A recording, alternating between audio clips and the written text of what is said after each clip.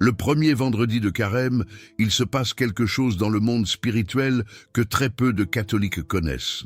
Ce jour précis, Padre Pio disait que le ciel s'ouvre d'une manière spéciale pour ceux qui posent un geste que je vais vous révéler ce soir. En 1955, une famille de Strasbourg a découvert ce secret. Et ce qui s'est passé dans leur maison pendant les 40 jours qui ont suivi a changé non seulement leur vie, mais celle de 3 générations après eux. Padre Pio a regardé le père de cette famille dans les yeux et lui a dit une seule phrase, une phrase de 7 mots. Et quand cet homme a compris ce que ces 7 mots signifiaient, il est tombé à genoux dans la chapelle de San Giovanni Rotondo et il a pleuré comme un enfant. Ce que Padre Pio lui a demandé de faire ce jour-là, le premier vendredi de Carême, est quelque chose que vous pouvez faire vous aussi, ce soir, chez vous, avec un seul objet que vous avez probablement déjà dans votre maison. Dans cette vidéo, je vais vous raconter l'histoire complète de cette famille, ce que Padre Pio a vu quand il les a regardés, le rituel exact qu'il leur a enseigné avec la croix bénie, et surtout, je vais vous révéler pourquoi le premier vendredi de Carême est le jour le plus puissant de toute l'année liturgique pour protéger votre maison et votre famille. Mais avant de continuer, il faut que vous compreniez quelque chose de grave. Nous vivons dans une époque où la plupart des foyers catholiques ne sont plus protégés. Je ne dis pas cela pour vous faire peur. Je dis cela parce que c'est la vérité que Padre Pio répétait sans cesse aux familles qui venaient de le voir au confessionnal. Il disait que dans les derniers temps, les maisons des chrétiens seraient les premiers champs de bataille. Pas les églises, pas les monastères, les maisons, votre salon, votre chambre, la chambre de vos enfants. Et la première ligne de défense que Dieu nous a donnée, c'est la croix. Mais il y a un problème que Padre Pio identifiait chez 9 familles catholiques sur 10. La croix est là, sur le mur, mais elle n'a pas été posée correctement. Elle n'a pas été bénie. Ou pire encore, elle a été posée le mauvais jour, au mauvais endroit, de la mauvaise manière. Et quand la croix n'est pas posée comme il faut, Padre Pio disait quelque chose de terrible. Il disait qu'elle devient un simple morceau de bois. Et un simple morceau de bois, ça ne protège personne. Si vous avez une croix chez vous et que vous n'avez jamais fait ce que je vais vous montrer dans cette vidéo, alors votre maison est peut-être ouverte à des influences que vous ne voyez pas, mais que Padre Pio, lui, voyait très clairement. Permettez-moi de vous raconter exactement ce qui s'est passé avec cette famille de Strasbourg. Et quand vous aurez entendu cette histoire, vous comprendrez pourquoi le premier vendredi de Carême n'est pas un jour comme les autres. C'est le jour où tout peut changer. En février 1955, dans le quartier de la Cruteno à Strasbourg, vivait une famille que tout le monde connaissait. Henri Fournier était horloger. Pas un horloger ordinaire, c'était le meilleur horloger de toute l'Alsace. Des gens venaient de Colmar, de Mulhouse, même de Bâle en Suisse, pour lui confier leurs montres les plus précieuses. Henri avait des mains d'or, des mains qui pouvaient réparer n'importe quel mécanisme, si petit soit-il, si complexe soit-il. Mais ces mains-là ne se joignaient jamais pour prier. Sa femme, Madeleine, c'était l'opposé. Madeleine allait à la messe chaque matin à 6h30 à la cathédrale Notre-Dame de Strasbourg. Elle récitait le chapelet chaque soir à 21h. Elle faisait partie de la confrérie du Sacré-Cœur et du groupe de prière paroissial. Pour Madeleine, la foi n'était pas une option. C'était l'air qu'elle respirait. Henri respectait la foi de sa femme. Il ne la critiquait jamais. Mais quand Madeleine lui demandait de venir à la messe le dimanche, Henri répondait toujours la même chose. Il disait que Dieu, si Dieu existait, comprenait qu'un homme qui travaille 6 jours sur 7 a besoin de dormir le 7e. C'était sa philosophie. Et pendant 23 ans de mariage, rien n'avait réussi à la changer. Ils avaient une fille, Sylvie, 12 ans, des yeux bleus comme le ciel d'Alsace en été. Sylvie était une enfant joyeuse, intelligente, première de sa classe à l'école des sœurs de la doctrine chrétienne. Elle chantait dans la chorale de la cathédrale. Elle aidait sa mère à préparer les fleurs pour l'autel chaque samedi. Mais en janvier 1955, quelque chose a changé chez Sylvie. Et ce changement à commencer par les nuits. La première nuit, Sylvie s'est réveillée en hurlant à 3 heures du matin.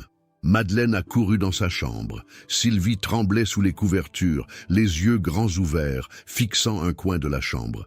Quand Madeleine lui a demandé ce qui s'était passé, Sylvie a dit 3 mots qui ont glacé le sang de sa mère. Elle a dit « Il y a quelqu'un ». Madeleine a fouillé la chambre. Sous le lit, derrière l'armoire, derrière les rideaux, il n'y avait personne. Elle a rassuré Sylvie, elle a allumé la veilleuse, elle a prié un Notre Père et un Je vous salue Marie, et elle est retournée se coucher. La deuxième nuit, même chose. 3 heures du matin, hurlements, tremblements. Et cette fois, Sylvie a ajouté quelque chose. Elle a dit que quelqu'un la regardait depuis le coin de la chambre. Quelqu'un de grand, quelqu'un de sombre. Et cette personne ne bougeait pas. Elle restait là, et elle souriait. Henri, réveillé par les cris, est venu voir. Il a dit à Sylvie que c'était un cauchemar, que les cauchemars n'étaient pas réels, que le cerveau humain faisait des choses étranges la nuit et qu'il fallait simplement se rendormir. Il a embrassé le front de sa fille et il est retourné au lit. Mais la troisième nuit, quelque chose de différent s'est passé. Cette fois, ce n'est pas Sylvie qui a crié, c'est Madeleine. Parce que quand Madeleine est entrée dans la chambre de sa fille, à 3 heures du matin, réveillée par un bruit sourd, elle a trouvé Sylvie debout au milieu de la chambre, les yeux fermés, les bras le long du corps, immobile comme une statue. Et dans le coin de la chambre, le crucifix que Madeleine avait accroché au-dessus du lit de Sylvie le jour de son baptême était tombé par terre, face contre le sol. Madeleine a ramassé le crucifix. Il était glacé. Pas froid comme le métal l'est normalement la nuit, glacé, comme s'il avait passé 1 heure dans la neige. Ce soir-là, Madeleine n'a pas dormi. Elle a veillé dans le salon avec son chapelet entre les mains. Et pour la première fois en 23 ans de mariage, elle a entendu Henri dire quelque chose qu'il n'avait jamais dit. Henri a dit peut-être qu'on devrait voir le curé. Le lendemain matin, Madeleine est allée voir le père Émile Weber, curé de la paroisse Saint-Thomas. Le père Weber était un vieil Alsacien de 70 ans, un homme solide comme un chêne, qui avait traversé les 2 guerres et qui ne se laissait impressionner par rien. Madeleine lui a raconté les 3 nuits de Sylvie, le crucifix tombé, le froid. Le père Weber a écouté en silence. Puis il a posé une question que Madeleine n'attendait pas. Il a dit « Dites-moi, Madeleine, est-ce que votre mari va à la messe ?» Madeleine a baissé les yeux et a dit « Non, mon père, jamais ». Le père Weber a hoché la tête lentement. Puis, il a dit quelque chose qui a changé le cours de l'histoire de cette famille. Il a dit « J'ai un ami en Italie, un capucin, il s'appelle Padre Pio. Si quelqu'un peut vous aider, c'est lui. Mais il faudra que votre mari vienne aussi. » Ce que Madeleine ne savait pas encore, c'est que le père Weber connaissait Padre Pio depuis la guerre. Ils avaient correspondu pendant des années. Et dans une de ses lettres, Padre Pio avait écrit quelque chose de prophétique au père Weber. Quelque chose qui concernait exactement une famille comme celle des Fournier. Mais avant de vous révéler ce que contenait cette lettre, vous devez comprendre ce qui s'est passé pendant le voyage vers San Giovanni Rotondo. Parce que c'est là que tout a basculé. Écoutez-moi bien. Quand j'ai entendu cette histoire pour la première fois, j'ai eu des frissons. Parce que la même chose s'est passée dans ma propre maison en 1998. Mon petit-fils Théo avait 9 ans. Il se réveillait chaque nuit en pleurant. Et quand mon fils m'a dit qu'il pensait que l'enfant faisait des cauchemars, je lui ai dit non. J'ai dit « Vérifie le crucifix dans sa chambre ». Mon fils n'a pas compris. Mais quand il a vérifié, le crucifix n'avait jamais été béni. Il l'avait acheté dans une boutique de souvenirs à Montmartre. Un objet de décoration, pas un objet sacré.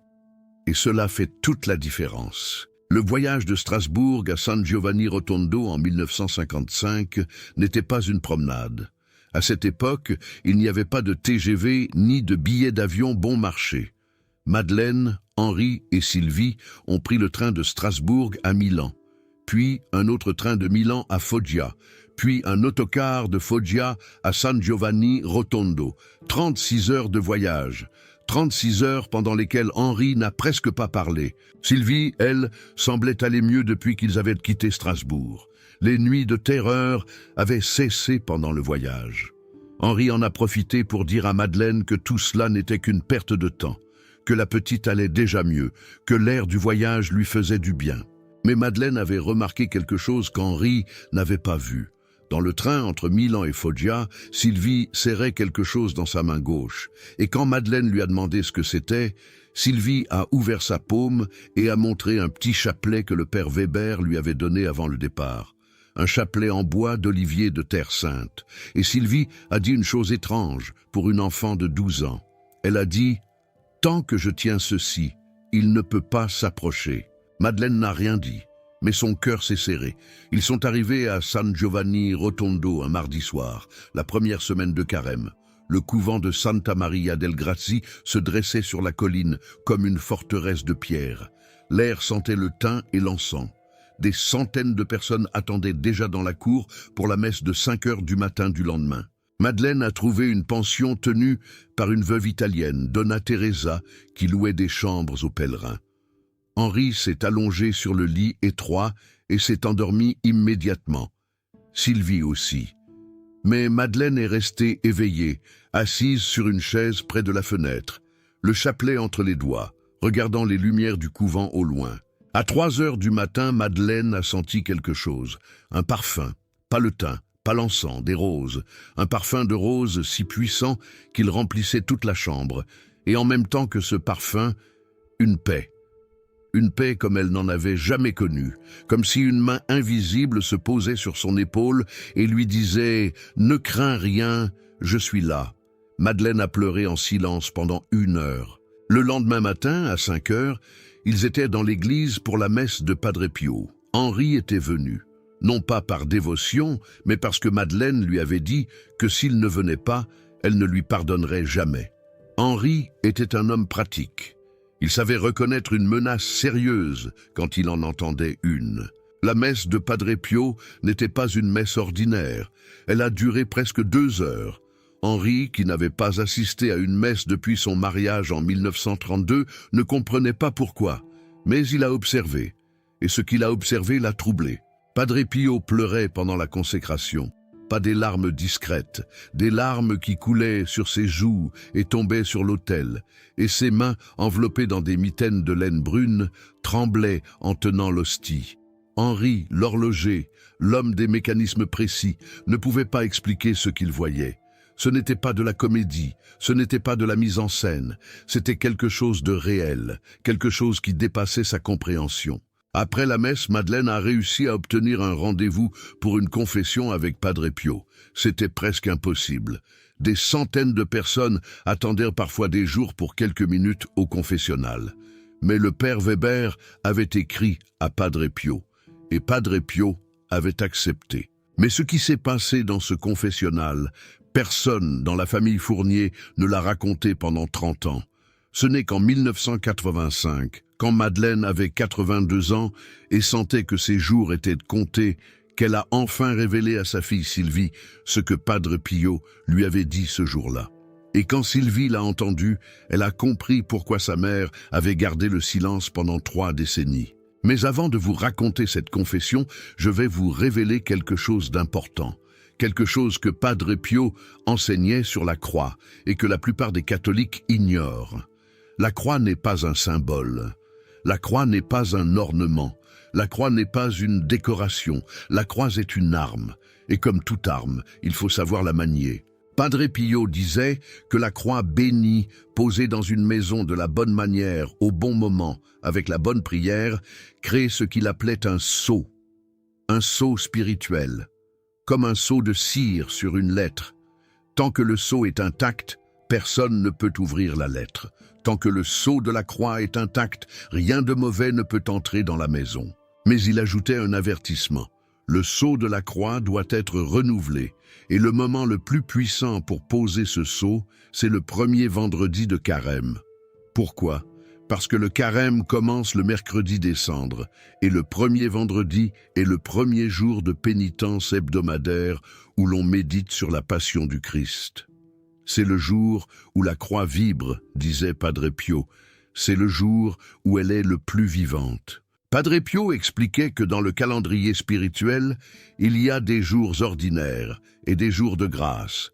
Les jours de grâce sont les jours où le ciel est plus attentif, plus proche, plus accessible. Les jours de fête liturgiques. Les premiers vendredis de chaque mois, consacrés au Sacré-Cœur, les premiers samedis, consacrés au Cœur Immaculé de Marie. Mais parmi tous ces jours de grâce, le premier vendredi de Carême occupe une place particulière, parce que c'est le premier vendredi du temps de pénitence. Le premier vendredi de ce temps de 40 jours où l'Église tout entière prie, jeûne et fait pénitence. Et quand l'Église entière prie, la puissance de chaque prière individuelle est multipliée. Padre Pio comparait cela à une armée. Un soldat seul sur un champ de bataille est vulnérable, mais un soldat dans une armée qui avance ensemble est protégé par la force collective. Le premier vendredi de Carême, chaque famille qui pose le sceau de la croix le fait en même temps que des millions d'autres familles qui prient dans le monde entier. C'est cette force collective qui rend le sceau si puissant.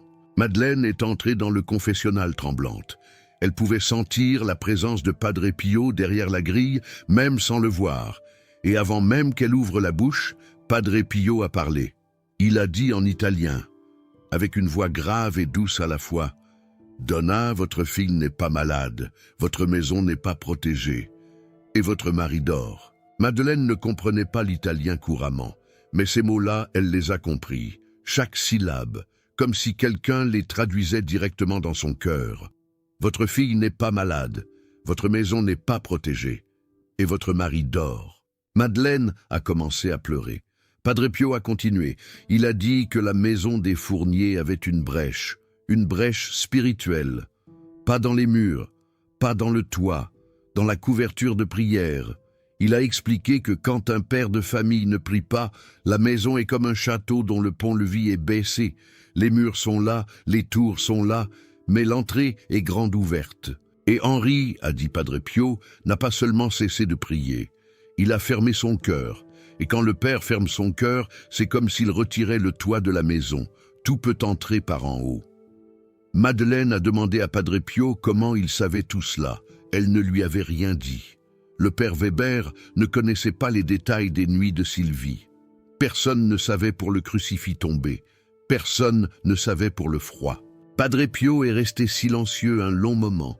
Puis il a dit quelque chose d'extraordinaire. Il a dit « Je l'ai vu, il y a 3 semaines, avant que vous quittiez Strasbourg. » Madeleine est restée pétrifiée. Padre Pio a expliqué.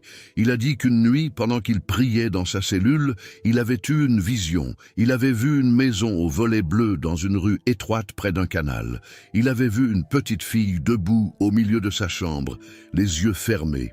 Et il avait vu quelque chose dans le coin de la chambre, quelque chose de sombre qui n'aurait pas dû être là. Et Padre Pio a dit qu'il avait écrit à Padre Agostino, son directeur spirituel, le soir même, pour lui raconter cette vision. La lettre existait.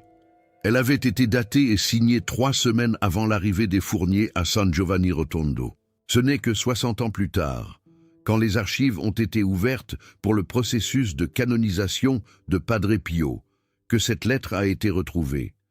Et dans cette lettre, Padre Pio décrit avec une précision stupéfiante la maison des Fournier, la chambre de Sylvie, les volets bleus, le canal de la Crutenot et même le prénom de l'enfant. Il avait écrit petite Sylvie en français dans une lettre rédigée en italien, comme si quelqu'un lui avait soufflé le prénom à l'oreille. Cela me rappelle ce que ma grand-mère disait toujours. Elle disait que les saints ne sont pas dans les livres, ils sont dans nos maisons. Ils nous voient, ils nous entendent, ils connaissent nos prénoms. Quand j'ai lu cette histoire de la lettre à Padre Agostino pour la première fois dans le livre de René le Jeune, j'ai fermé le livre et je suis restée assise dans mon fauteuil pendant 1 heure sans bouger. Parce que j'ai compris que Padre Pio nous voit vraiment, pas comme un concept, pas comme une jolie idée. Il nous voit, en ce moment même. Il connaît votre adresse, il connaît votre prénom, il connaît ce qui se passe dans votre maison cette nuit. Mais la vision de Padre Pio n'était pas la partie la plus importante de cette histoire. La partie la plus importante, c'est ce qu'il a demandé à Madeleine de faire, et surtout, c'est ce qu'il a demandé à Henri de faire. Parce que sans Henri, rien n'était possible. Et Henri, rappelez-vous, ne croyait pas. Après la confession de Madeleine, Padre Pio a demandé à voir Henri. Madeleine est sortie du confessionnal les yeux rouges et a dit à Henri que Padre Pio voulait lui parler.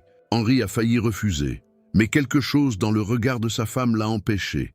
Il a vu dans ses yeux quelque chose qu'il n'y avait jamais vu en 23 ans. Pas de la peur, pas de la tristesse, de la certitude, une certitude absolue. Et Henri, malgré tout son rationalisme, a senti que ce n'était pas le moment de discuter. Il est entré dans le confessionnal. Padre Pio ne l'a pas regardé à travers la grille. Il a ouvert la porte du confessionnal et il l'a regardé en face. Les yeux de Padre Pio, bruns, profonds, perçants, se sont posés sur Henri. Et Henri a senti quelque chose qu'il n'avait jamais senti de sa vie. Il a senti qu'il était vu. Pas regardé, vu. Comme si Padre Pio voyait à travers sa peau, à travers ses os, jusqu'au centre de son âme. Et ce que Padre Pio voyait, Henri le sentait aussi. Pour la première fois, il sentait le vide immense de 23 années sans prière, le vide d'une âme qui avait tout fermé. Padre Pio a dit 7 mots en français, avec un accent italien. 7 mots que Henri Fournier n'a jamais oubliés jusqu'à son dernier souffle. Padre Pio a dit Henri, votre fille a besoin de son père, pas de Dieu, pas de l'Église, pas de la Vierge Marie, de son père. Henri est tombé à genoux. Ce qui s'est passé ensuite dans cette chapelle a duré 4 heures. 4 heures pendant lesquelles Henri Fournier, l'horloger de Strasbourg, l'homme qui n'avait pas prié depuis 23 ans, s'est confessé à Padre Pio. Tout. Chaque année, chaque silence, chaque dimanche où il avait choisi son lit plutôt que Dieu. Et quand il a eu fini, Padre Pio lui a enseigné le rituel de la croix. Je dois m'arrêter un instant ici, parce que ce moment, cet instant où Henri est tombé à genoux, est le moment le plus important de toute cette histoire, et peut-être le moment le plus important de cette vidéo. Parce que Henri n'est pas tombé à genoux à cause d'un miracle spectaculaire. Il n'a pas vu de lumière divine. Il n'a pas entendu de voix céleste. Il est tombé à genoux parce que Padre Pio lui a dit la vérité. La vérité la plus simple et la plus dévastatrice qu'un père puisse entendre.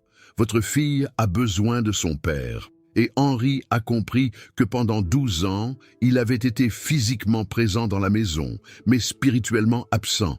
Il réparait des montres toute la journée. Il réglait des mécanismes. Il ajustait des aiguilles. Mais le mécanisme de sa propre famille, il l'avait laissé se dérégler. Et c'est par cette absence que la brèche s'était ouverte. Pendant des années, j'ai eu peur de parler de ces choses. Parce que les gens pensent que nous sommes fous.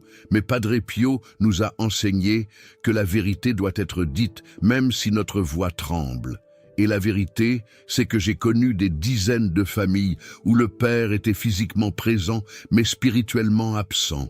Mon propre mari a failli être comme Henri.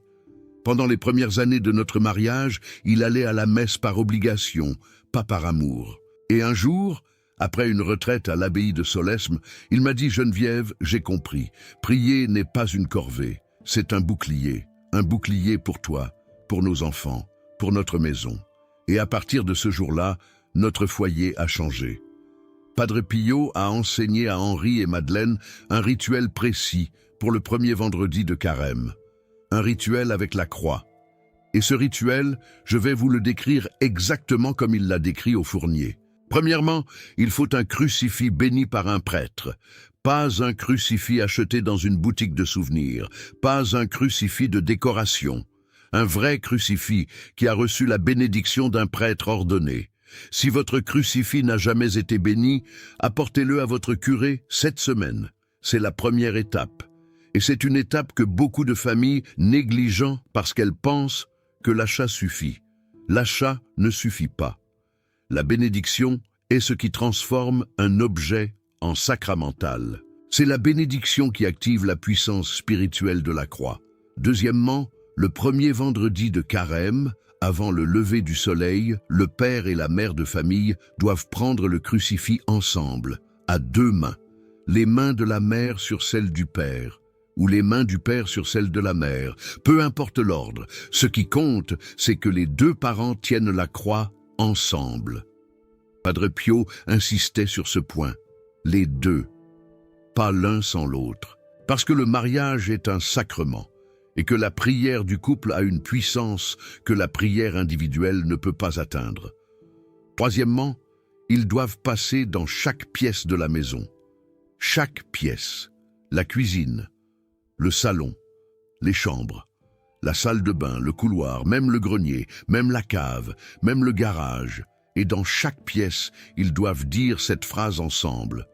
Au nom du Père et du Fils et du Saint-Esprit, nous plaçons cette pièce sous la protection de la Sainte Croix. Que tout mal en soit chassé, que toute grâce y demeure. Par l'intercession de Saint Padre Pio, protégez cette maison et tous ceux qui y vivent. Amen. Ne sautez aucune pièce. Padre Pio avertissait que chaque pièce non couverte par cette prière reste une porte ouverte. Et l'ennemi spirituel est intelligent. Il n'entre pas par la porte principale si elle est protégée. Il cherche la petite fenêtre que vous avez oubliée. Quatrièmement, quand ils ont fait le tour de toute la maison, ils doivent placer le crucifix au-dessus de la porte d'entrée. Pas dans le salon, pas dans la chambre, au-dessus de la porte d'entrée. Parce que c'est par là que tout entre. Les personnes, les intentions, les énergies, et la croix au-dessus de la porte d'entrée, c'est le sceau dont parlait Padre Pio, le sceau qui protège pendant 40 jours, les 40 jours du carême. Cinquièmement, aspergez la porte d'entrée d'eau bénite en faisant le signe de la croix. Si vous n'avez pas d'eau bénite, allez en chercher à votre paroisse avant le vendredi. Chaque paroisse a un bénitier où les fidèles peuvent prendre de l'eau bénite. C'est gratuit, c'est un don de l'Église. L'eau bénite scelle le sceau de la croix. Elle est comme la cire chaude que l'on presse sur le sceau d'une lettre pour le rendre définitif. Sixièmement, chaque soir pendant les 40 jours qui suivent, les parents doivent réciter un Notre Père et un Je vous salue Marie devant le crucifix. Ensemble. Les deux. Padre Pio disait que le sceau de la croix est comme le feu d'une bougie. Si vous ne l'alimentez pas chaque jour, il s'éteint. La prière quotidienne est l'huile qui maintient la flamme vivante. Et cette prière n'a pas besoin d'être longue. Un Notre Père, un Je vous salue, Marie. 30 secondes. Mais 30 secondes chaque soir pendant 40 jours créent un mur de prière que rien ne peut traverser. Henri et Madeleine sont rentrés à Strasbourg le jeudi soir. Le lendemain était le premier vendredi de carême. Et pour la première fois en 23 ans, Henri s'est levé avant le soleil, non pas pour ouvrir sa boutique d'horlogerie, mais pour prendre un crucifix entre ses mains. Madeleine a posé ses mains sur celles d'Henri. Elles tremblaient toutes les deux. Henri a regardé sa femme et il a dit « Je ne sais pas prier ». Madeleine a souri et elle a dit « Je vais t'apprendre ». Ils ont fait le tour de la maison, chaque pièce. Quand ils sont entrés dans la chambre de Sylvie, quelque chose s'est passé. L'air de la pièce a changé. Comme si une fenêtre invisible s'était ouverte et qu'un vent frais avait chassé une odeur de renfermé qui était là depuis des semaines. Sylvie dormait encore. Elle avait le chapelet du père Weber serré dans sa main. Quand ils ont placé le crucifix au-dessus de la porte d'entrée, Henri a fait quelque chose qu'il n'avait pas fait depuis son enfance. Il a fait le signe de la croix. Et ce soir-là, pour la première fois depuis un mois, Sylvie a dormi toute la nuit sans se réveiller. Pas de hurlement, pas de tremblement, pas de présence dans le coin de la chambre. Le silence, un silence paisible, un silence protégé. Mais l'histoire ne s'arrête pas là, parce que ce qui s'est passé pendant les 39 jours suivants est encore plus extraordinaire que cette première nuit de paix. Pendant les 40 jours du carême, quelque chose a changé dans la maison des Fournier. Pas d'un coup, lentement, comme le printemps qui arrive. D'abord, les nuits de Sylvie sont redevenues normales. Plus de terreur, plus de réveil à 3 heures, plus de présence dans le coin. Mais ce n'était pas le plus remarquable. Le plus remarquable, c'est ce qui se passait entre Henri et Madeleine. Chaque soir, ils se retrouvaient devant le crucifix au-dessus de la porte d'entrée. Henri apprenait les prières. D'abord maladroitement, en trébuchant sur les mots comme un enfant qui apprend à marcher, puis de plus en plus naturellement. Le Notre Père, le Je vous salue Marie, et puis, au bout de la 2e semaine, Madeleine a ajouté un mystère du chapelet. Puis 2, puis le chapelet entier. Le dimanche de la 3e semaine, Henri est allé à la messe pour la première fois depuis son mariage. Il est resté debout au fond de l'église, les mains dans les poches, mal à l'aise. Mais il était là. Le dimanche de la 4e semaine, il s'est assis au dernier rang. Le dimanche de la 5e semaine, il s'est assis au milieu. Et le dimanche de la 6e semaine, il s'est agenouillé pour la première fois. Mais c'est la 23e nuit qui a tout changé. Le 23e jour du carême, le nombre 23, le nombre de Padre Pio. Henri s'est réveillé à 3 heures du matin, pas en sursaut, pas dans la peur. Il s'est réveillé doucement, comme tiré par une main invisible qui le secouait avec tendresse. Et il a senti le parfum de rose. Le même parfum que Madeleine avait senti dans la pension de Donna Teresa à San Giovanni Rotondo. Henri s'est levé et il est allé dans la chambre de Sylvie. Sylvie dormait paisiblement. Le chapelet du père Weber était entre ses doigts et ses lèvres bougeaient, doucement, sans bruit, comme si elle priait dans son sommeil. Henri est resté debout dans l'encadrement de la porte pendant longtemps et à ce moment-là, il a compris quelque chose qu'il n'avait pas compris avant. Il a compris que la chose dans le coin de la chambre n'avait jamais visé Sylvie. Sylvie n'était pas la cible, elle était l'appât. La vraie cible depuis le début, c'était lui. L'ennemi ne voulait pas la petite fille qui priait avec son chapelet et chantait dans la chorale. L'ennemi voulait le père qui avait abandonné son poste. Parce qu'un père qui ne prie pas est une porte ouverte. Et par cette porte ouverte, l'ennemi peut atteindre toute la famille.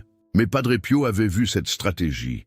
Il avait vu que le vrai combat n'était pas d'exorciser la chambre de Sylvie. Le vrai combat était de convertir le cœur d'Henri. Et la croix, posée par les mains du père et de la mère ensemble, était le signe que le père avait repris son poste, que le pont-levis était remonté, que le château était de nouveau gardé. Henri est retourné dans sa chambre. Il s'est agenouillé au pied du lit et il a prié. Pas avec les mots de Madeleine, avec ses propres mots, des mots simples, des mots d'horloger. Il a dit « Seigneur, j'ai laissé le mécanisme se dérégler. Aidez-moi à remettre les aiguilles en place. » 40 jours après avoir posé le crucifix au-dessus de la porte d'entrée, Henri Fournier est allé se confesser, pour la première fois en 23 ans. Pas à Padre Pio, à son propre curé, au père Weber, dans sa propre paroisse de Strasbourg. Et quand il est sorti du confessionnal, Madeleine, qui l'attendait dehors, a vu quelque chose sur le visage de son mari qu'elle n'avait jamais vu. De la lumière. Pas la lumière du soleil. Une lumière qui venait de l'intérieur. Comme une horloge qui se remet en marche après des années d'arrêt. Sylvie n'a plus jamais eu de terreur nocturne. Dans le quartier de la Crutenot, les voisins des Fourniers ont commencé à remarquer le changement.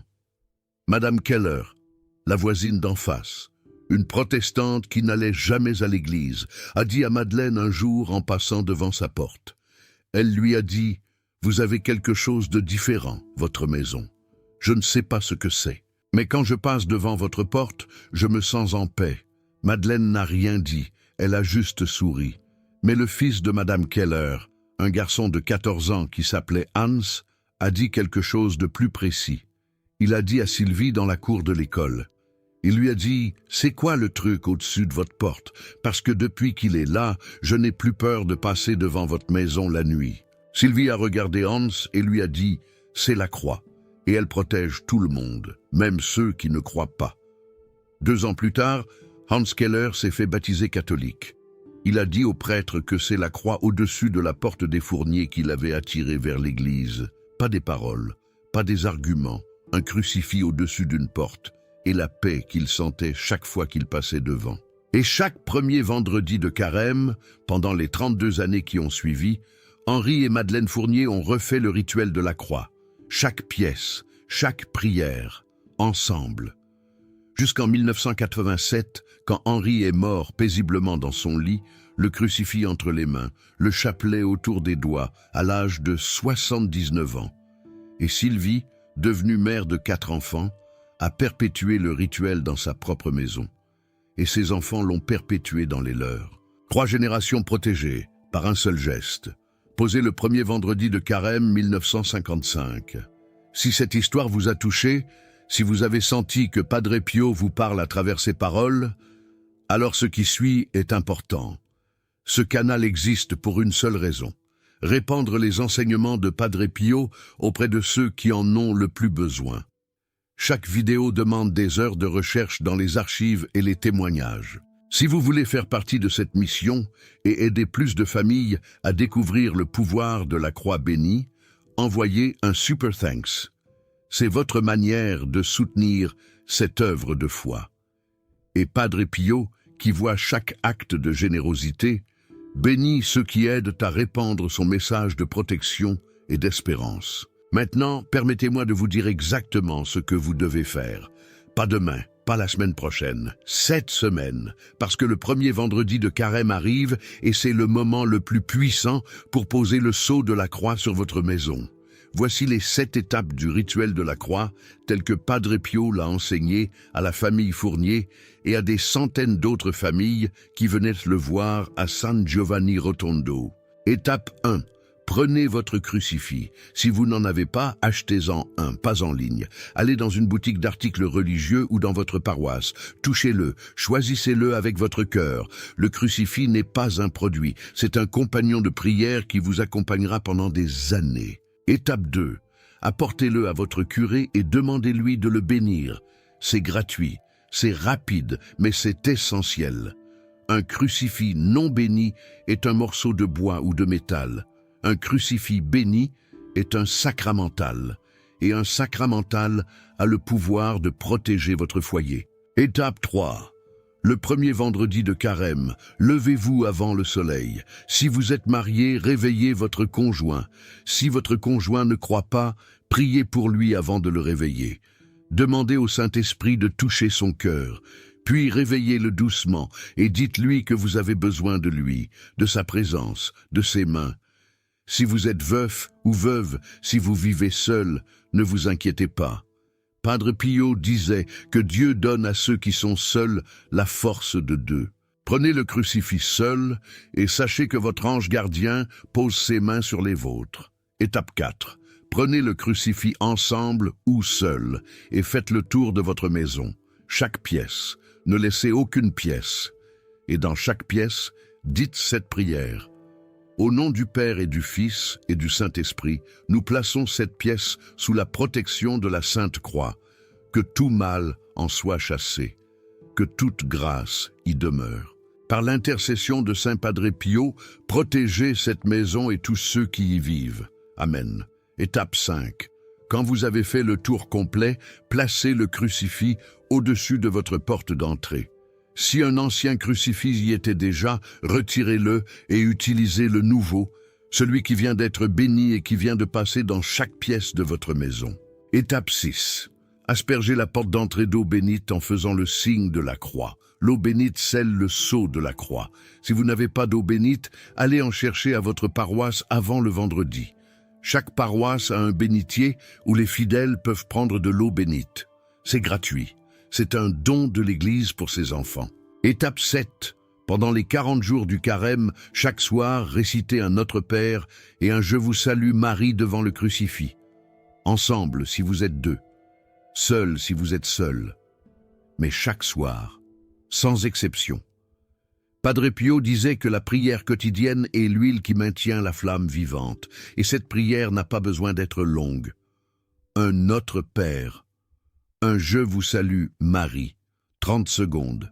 Mais 30 secondes, chaque soir, pendant 40 jours, créent un mur de prière que rien ne peut traverser. Peut-être que vous êtes comme Henri. Peut-être que vous vivez sous le même toit que votre famille, mais que spirituellement vous êtes absent.